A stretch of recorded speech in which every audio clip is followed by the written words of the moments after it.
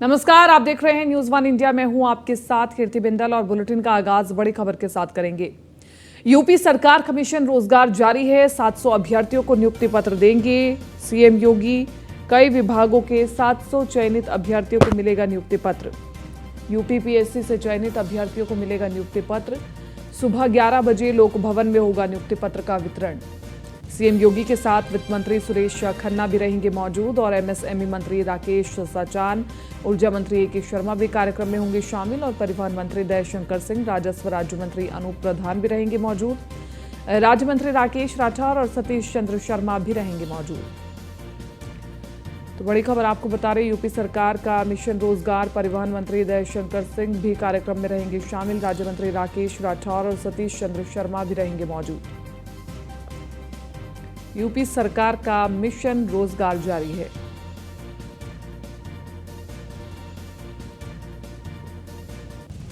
कई विभागों के 700 चयनित अभ्यर्थियों को मिलेगा नियुक्ति पत्र।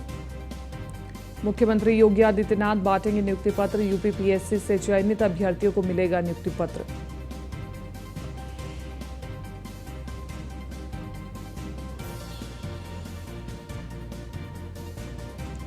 यूपी सरकार का मिशन रोजगार, एमएसएमई मंत्री राकेश सचान, ऊर्जा मंत्री ए के शर्मा भी कार्यक्रम में रहेंगे मौजूद। परिवहन मंत्री दयाशंकर सिंह, राजस्व राज्य मंत्री अनूप प्रधान भी रहेंगे मौजूद। राज्य मंत्री राकेश राठौर और सतीश चंद्र शर्मा भी रहेंगे मौजूद। तो देखिए, लगातार सरकार मिशन रोजगार पर चिंतित दिखाई दे रही है। ज्यादा से ज्यादा लोगों को नौकरी देने का लक्ष्य रखा गया है। मनीष मिश्रा ज्यादा जानकारी के साथ संवाददाता लाइव बने हुए हैं। मनीष, 700 अभ्यर्थियों को नियुक्ति पत्र सौंपेंगे मुख्यमंत्री योगी आदित्यनाथ। किन किन विशेष सेक्टर से ये लोग आते हैं और किस आधार पर इनका चयन किया गया है, इनको नियुक्ति पत्र बांटा गया है? देखिए, यूपीपीएससी के छात्र थे जिनने परीक्षाएं दी, जिसके बाद ये चयनित अभ्यर्थी हैं, जिनमें से 700 को आज नियुक्ति पत्र पढ़ेंगे। इनमें अलग अलग डिपार्टमेंट के, अलग अलग विभागों के हैं। इसमें ऊर्जा विभाग के हैं, इसमें परिवहन विभाग के हैं, इसमें एमएसएमई विभाग के हैं, इसमें राजस्व विभाग के हैं। तो तमाम जो अलग अलग विभागों के हैं उनको एक साथ नियुक्ति पत्र पढ़ा जा रहा है। हमने देखा था जिस तरीके से उत्तर प्रदेश की योगी सरकार है और खासतौर से योगी 2.0, जिस तरीके से हमने देखा था विपक्ष लगातार रोजगार और बेरोजगारी को लेकर घेरने की बात करता था, वहीं अगर हम पिछले 6 महीने की बात करेंगे तो 1 लाख से ज़्यादा जो रोजगार है वो सृजन करने का काम किया है योगी सरकार। तो लगातार हम देखें किस तरीके से योगी 2.0 में जो रोजगारी का दर है वो लगातार बढ़ता हुआ नजर आ रहा है। हमने देखा था चाहे पुलिस विभाग में हो, चाहे ऊर्जा विभाग में हो, चाहे स्वास्थ्य विभाग में हो। अभी हमने देखा 2 दिन पहले भी 1573 एएनएम के जो स्वास्थ्य कर्मी थे उनको नियुक्ति पत्र दिया गया था और आज 700 जो नियुक्ति पत्र बांटे जा रहे हैं, इसमें तमाम विभाग के अभ्यर्थी रहेंगे और ये कार्यक्रम करीब 11 बजे लोक भवन में शामिल होगा। इसकी अध्यक्षता मुख्यमंत्री योगी आदित्यनाथ करेंगे। इसमें वित्त मंत्री सुरेश खन्ना, ऊर्जा मंत्री ए के शर्मा, राजस्व राज्य मंत्री अतुल प्रधान, दयाशंकर सिंह, राज्य मंत्री सतन प्रभार परिवहन, इस तरीके जो बड़े नेता हैं जिनके विभाग से सीधा संबंध रखा जाता है वो इसमें शामिल होंगे। तो माना जा रहा है कि जिस तरीके से रोजगार की तरफ एक कदम आगे बढ़ती नजर आ रही है उत्तर प्रदेश की योगी 2.0 सरकार, वो लगातार अपने कामों के द्वारा विपक्ष को जवाब देने की कोशिश कर रही है और शायद 2024 के मिशन में ये बहुत बड़ा एक योगदान रहेगा और कहीं ना कहीं एक मील का पत्थर साबित हो सकता है। जी बिल्कुल मनीष, सही कहा आपने। लौटेंगे आपके पास, आपसे और भी जानकारी लेंगे और इसी के साथ साथ एक और बड़ी खबर आपको बता दें। 2024 लोकसभा चुनाव की तैयारी जारी है। तैयारी को लेकर के बीएसपी प्रमुख मायावती का बड़ा बयान। इंडिया और एनडीए के साथ चुनाव नहीं लड़ेगी बीएसपी। लोकसभा चुनाव अकेले लड़ेगी बीएसपी, मायावती और विपक्षी गठबंधन बीजेपी का कर रहा है विरोध। कांग्रेस सरकार में लोगों का शोषण हुआ और कांग्रेस जातिवादी दलों के साथ गठबंधन कर रही है। विपक्ष के इंडिया के खिलाफ मायावती का बयान। कांग्रेस ने सत्ता में आने के लिए इंडिया गठबंधन बनाया, इंडिया भी सरकार बनाने की दलील दे रहा। बीजेपी की बातें और दावे खोखले हैं, हम दोनों गठबंधनों से दूर रहेंगे। विपक्षी गठबंधन सत्ता का सपना देख रहा और राजस्थान छत्तीसगढ़ में अकेले चुनाव लड़ेंगे। पंजाब और हरियाणा में साथी दलों के साथ मायावती कह रही है कि चुनाव लड़ेंगे।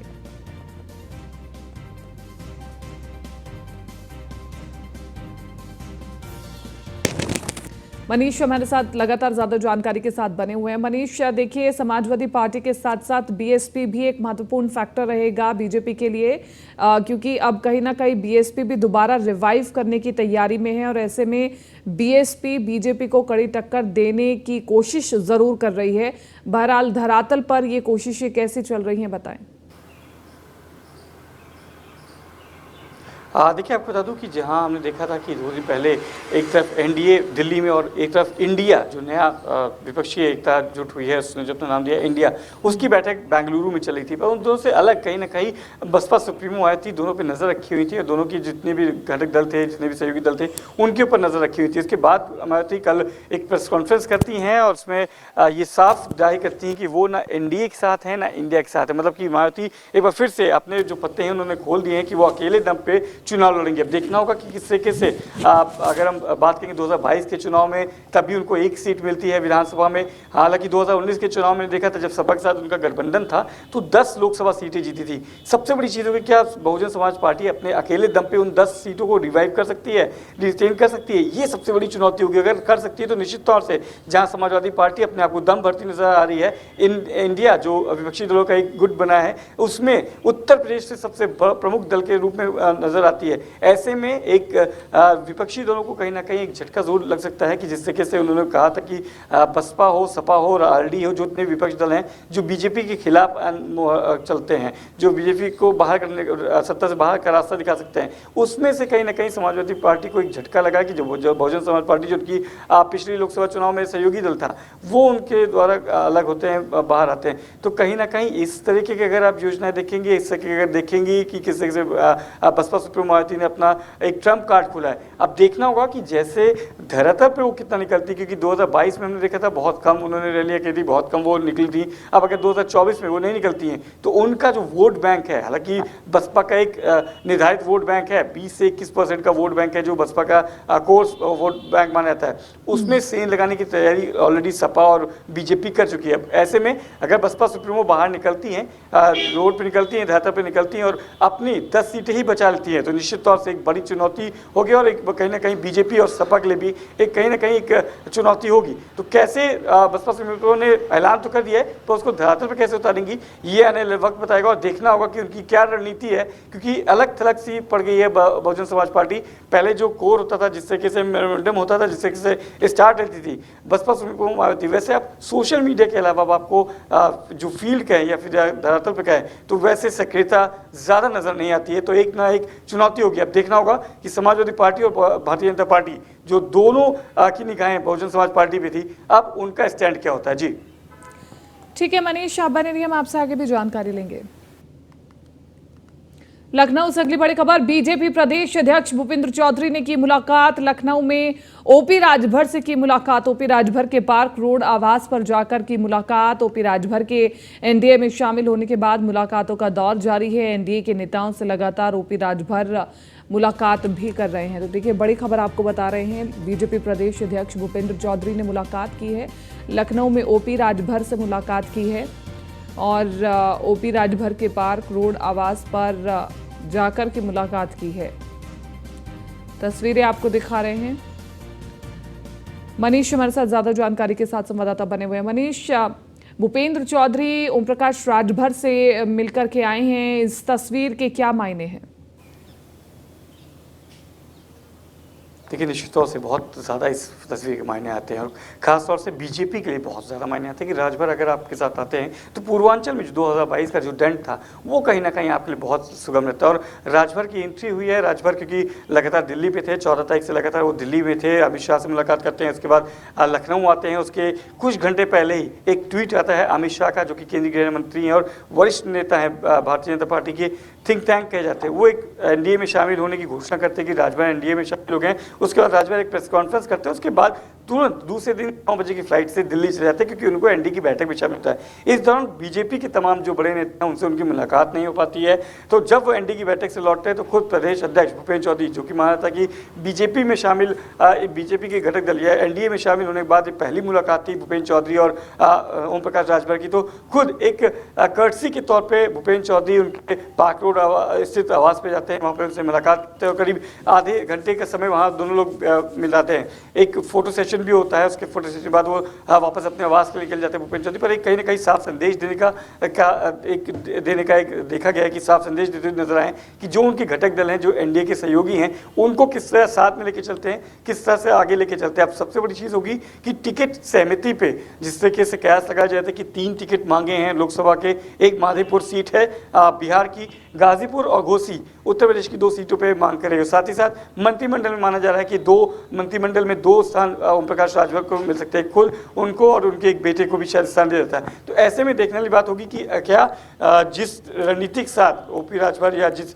बातों के साथ, जिस शर्तों के साथ आए थे, उसको माना जाए कि उसको मान लिया गया है और बहुत जल्दी ओपी राजभर को अब उत्तर प्रदेश के मंत्रिमंडल में आप देख सकते हैं और साथ ही साथ लोकसभा में एक साथ लड़ते हुए नजर आएंगे। तो बहुत विशेष रणनीति के तहत ओपी राजभर की एनडीए में एंट्री हुई है। और ऐसे मौके पे जब 2022 का जो चुनाव गया था उसमें आपने देखा था कि पूर्वांचल का जो राज था, जहाँ पे कई जिले थे, करीब 20 ऐसे सीटें थी जिनमें कमल नहीं खिला पाया था, उसका कारण थे ओपी राजभर। ओपी राजभर का प्रभाव है, करीब से 25 से 30 ऐसी सीटें आती पूर्वांचल की जहाँ पे इसके ओपी राजभर की जो प्रभावशाली सीटें। तो इस मौके पे एनडीए में आना निश्चित तौर से एक प्लस पॉइंट होगा, एक विन विन सिचुएशन होगी। और राजनीति, क्योंकि देखा जाए जब चुनाव आते हैं, जो चुनाव की जब वर्ष चल रहा होता है या मुहाने पे होते हैं, तो ऐसे में जो लोग जुड़ते या टूटते हैं, ऐसे में तमाम ऐसे चेहरे होते हैं जिनके कई मायने होते हैं, कई उपयोगिताएं होती है। और इस समय ओपी राजभर को देखेंगे तो वो शायद एक विन विन सिचुएशन कह सकते हैं, फिर ड्राइविंग सीट पे कह सकते हैं भारतीय जनता पार्टी को। जी बिल्कुल, इस वक्त Om Prakash Rajbhar win win situation में ही दिखाई दे रहे हैं। मनीष, हम लौटेंगे, एक और बड़ी खबर जनता तक पहुंचा दे, एक और बड़ी खबर जनता तक पहुंचा रहे हैं। समाजवादी पार्टी धरना प्रदर्शन में होगी शामिल और आपको बताएं कि दिल्ली में 21 जुलाई को धरना प्रदर्शन करेगी आज़ाद समाज पार्टी। और ये धरना प्रदर्शन किस लिए होगा ये हम जानने की कोशिश करेंगे। दिल्ली में 21 जुलाई को धरना प्रदर्शन करेगी आज़ाद समाज पार्टी।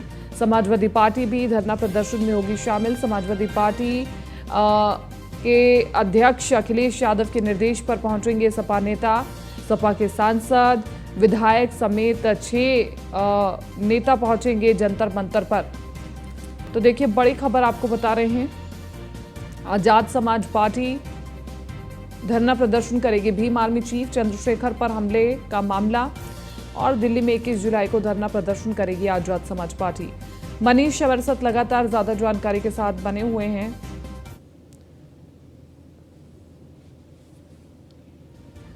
ठीक है मनीष, सीधे तौर पर बीच में एक मामला आया था जिसमें चंद्रशेखर आजाद पर हमला हुआ था और उसके बाद तमाम विपक्ष ने मिलकर के मौजूदा सरकार पर हमला किया था कि कानून तंत्र बिल्कुल खराब हो गया है, ऑफ ट्रैक हो गया है। ऐसे में ये मामला बीच में फीका पड़ गया था। एक बार फिर से क्या इस मामले को उठाने की कोशिश और चंद्रशेखर आजाद जाकर के धरना प्रदर्शन करेंगे? निश्चित तौर से देखिए, 21 तारीख को चंद्रशेखर आज़ाद की आज़ाद भीम पार्टी के एक धरना प्रदर्शन आयोजित किया गया है, जो कि इस विरोध में है कि जब उनके नेता चंद्रशेखर आज़ाद पे जब फायरिंग की गई थी या हमला किया गया था, उसके विरोध में ये धरना प्रदर्शन रखा गया है। न केवल समाजवादी पार्टी के 6 जो नेता हैं वो जाएंगे, जिसमें सांसद विधायक शामिल हैं, बल्कि समाजवादी पार्टी की सहयोगी दल RLD के चीफ जयंत चौधरी भी इस धरने में शामिल होंगे। तो निश्चित तौर से मैंने आपसे पहले भी इस चीज़ को जिक्र किया था कि चुनावी वर्ष है, चुनावी वर्ष में छोटे से छोटे मुद्दे बहुत ज़्यादा उपयोगी होते हैं, कभी कभार बहुत ज़्यादा इनकी इंपॉर्टेंस होती है। और शायद ये भी एक बड़ा मुद्दा है कि कब आप किसी एक ऐसे मुद्दे को उठाएं जिसमें कहीं ना कहीं पिछड़ा वर्ग, दलित वर्ग को आप समेटने की कोशिश करते हैं। निश्चित तौर से इस पर चर्चा होगी कि इस तरह से एक दलित नेता आता है, पिछड़ी जाति का नेता आता है, उसके ऊपर फायर होता है, पर कानून व्यवस्था के लेके, कानून व्यवस्था के साथ कैसा मजाक उड़ाया जा रहा है, इसको लेके विपक्ष एक बार फिर से सरकार को घेरने की कोशिश करती नजर आएगी। एक मंच मिला है, एक मंच को साधने की कोशिश की जाएगी जिसमें भीम आर्मी के चीफ चंद्रशेखर आजाद रहेंगे, RLD के जयंत चौधरी रहेंगे, अखिलेश यादव के तमाम सांसद विधायक रहेंगे। तो एक मंच सजेगा 21 तारीख को धरने के लिए तौर पे, और निश्चित तौर पे उसकी निगाहें होंगी सत्ता पे काबिज बीजेपी सरकार पे कि किस तरीके से उनको घेरा जाए और किस तरीके से एक संदेश दिया जाए कि किस तरह से जो विपक्ष की जो एकता है, उनकी एकता को तोड़ने का काम किया जा रहा है, उन पर हमले किया जा रहा है। तो कहीं ना कहीं विपक्ष एक बार एक मंच से फिर से सत्ताधारी बीजेपी को घेरने की कोशिश करेगी। ये 21 तारीख को दिल्ली में किया जाएगा और देखना होगा जहां जयंत चौधरी, अखिलेश यादव के तमाम नेता पहुंच रहे हैं, क्या इंडिया जो कि नया गठबंधन बना है इंडिया, उसके और भी तमाम नेता उसमें शामिल होते हैं, इसमें नजर रखनी होगी। और उस मंच से किस तरीके से विपक्षी एकता को दिखाते हुए सत्ता पक्ष बीजेपी को घेरा जाएगा, ये भी देखने वाली बात होगी। जी ठीक है मनीष, शुक्रिया तमाम इस जानकारी के लिए। आगे बढ़ रहे हैं, संसद के मानसून सत्र का आगाज है आज। रात से 11 अगस्त तक चलेगा मानसून सत्र। लोकसभा और राज्यसभा में होंगी कुल 17 बैठकें। मानसून सत्र के दौरान 31 विधेयकों को पेश करने की तैयारी है। 31 विधेयकों पर विचार किए जाने की संभावना है। सूची में सबसे पहले दिल्ली से जुड़ा अध्यादेश सूचीबद्ध है। लोकसभा की कार्यवाही हंगामेदार होने की संभावना है। मणिपुर हिंसा समेत कई ऐसे मुद्दे होंगे जिस पर विपक्ष सरकार को घेरने की कोशिश करेंगे और इसी के साथ साथ ज़्यादा से ज़्यादा विधेयकों को पास कराने की कोशिश में रहेगी केंद्र सरकार।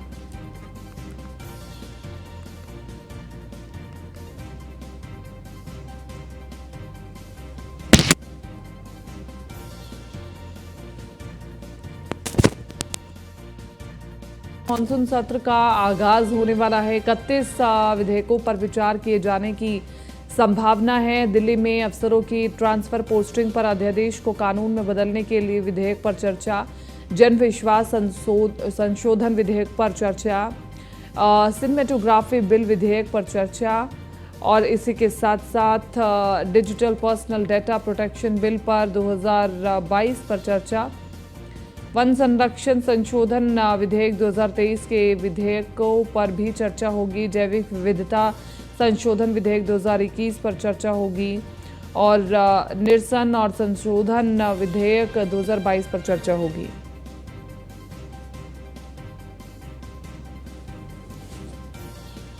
कांग्रेस ने सरकार से मणिपुर की स्थिति पर चर्चा करने की मांग की है और ओडिशा रेल हादसे पर भी कांग्रेस ने सर्वदलीय बैठक में चर्चा करने की मांग की है।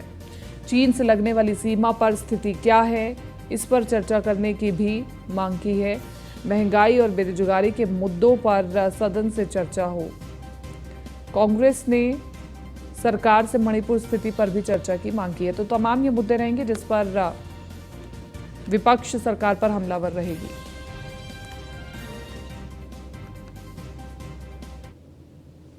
उत्तराखंड चमोली में नमामि गंगे प्रोजेक्ट की साइट पर करंट फैलने से 16 लोगों की मौत हो गई है और आपको बताएं कि प्रधानमंत्री नरेंद्र मोदी ने इस पर दुख जताया है। प्रधानमंत्री नरेंद्र मोदी ने ट्वीट कर लिखा कि मृतकों के आश्रितों को 2-2 लाख की अनुग्रह राशि की स्वीकृति दी गई है। इससे पहले अमित शाह ने सीएम धामी से फोन पर बात की। सीएम धामी ने उच्च स्तरीय जांच के निर्देश के बाद 5-5 लाख के मुआवजे का ऐलान किया था।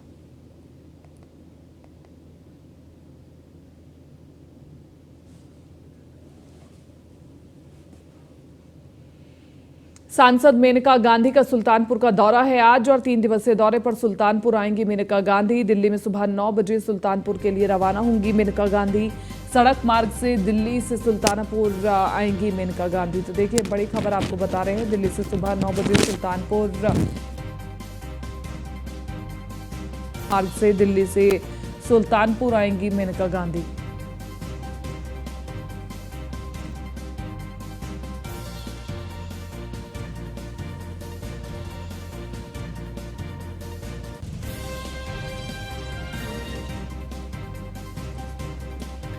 तो देखिए, बड़ी खबर आपको बता रहे हैं। मेनका गांधी का सुल्तानपुर का दौरा है। मेनका गांधी सुल्तानपुर पहुंचेंगी आज और सांसद मेनका गांधी का सुल्तानपुर का दौरा बेहद खास बताया जा रहा है। 3 दिवसीय दौरे पर सुल्तानपुर आएंगी मेनका गांधी। तो देखिए, चुनावी समर और इस बीच कौन सी पार्टी किस तैयारी में, किस स्थिति में, कहां दिख रही है, ये बहुत महत्वपूर्ण है और तमाम बड़े नेता एक एक करके जिलों में, शहरों में लोगों के बीच में जाने की कोशिश कर रहे हैं। मेनका गांधी का सुल्तानपुर का दौरा है आज। सड़क मार्ग से दिल्ली से सुल्तानपुर आएंगी।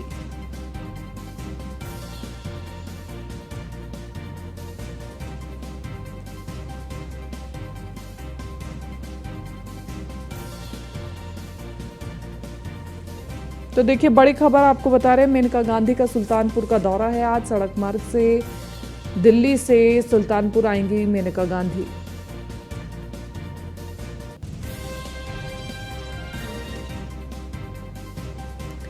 संतोष ज्यादा जानकारी के साथ संवाददाता बने हुए फोन लाइन पर। संतोष, देखिए मेनका गांधी का सुल्तानपुर का दौरा है, बेहद खास बताया जा रहा है और इसी के साथ साथ क्या कुछ है जानकारी आपके पास, बताएं। आपको बताते चले, जिस तरह से मेनका गांधी का दौरा चल रहा है इस समय, और महीने में लगभग तीन बार तो सुल्तानपुर दौरा कर रही है इस समय।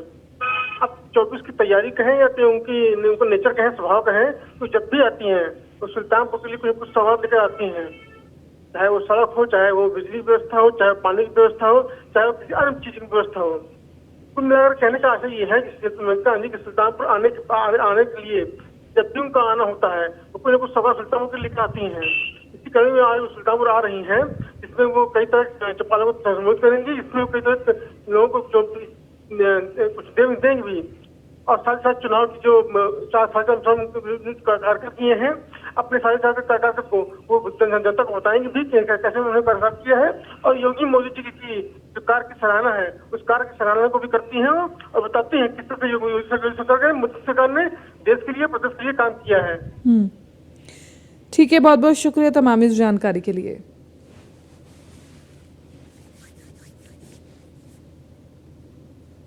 इधर अलीगढ़ में क्लोरीन गैस का रिसाव हुआ। पानी प्लांट से क्लोरीन गैस का रिसाव हुआ। 3 फायरमैन की हालत गंभीर बताई जा रही है, अस्पताल में भर्ती कराया गया है।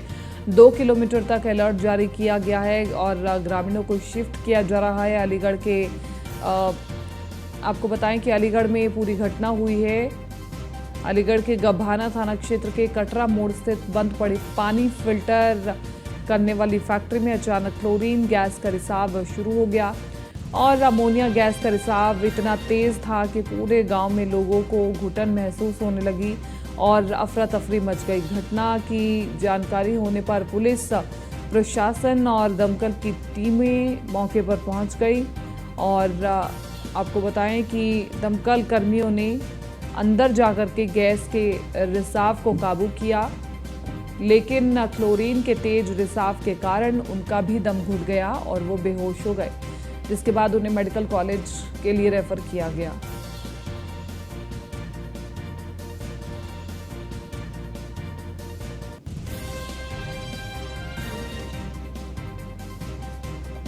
देखिए बड़ी खबर आपको बता रहे हैं, अलीगढ़ में क्लोरीन गैस का रिसाव, ग्रामीणों को किया गया है शिफ्ट और क्लोरीन गैस के रिसाव के वक्त 2 मजदूर भी बेहोश हो गए।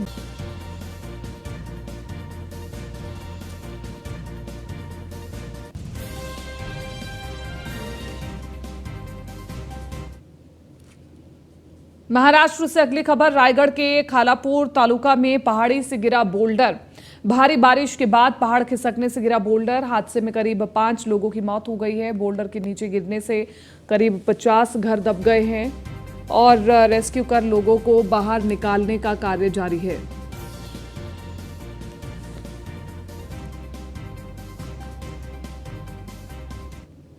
फिलहाल इस बुलेटिन में मेरे साथ इतना ही। दीजिए इजाजत, नमस्कार।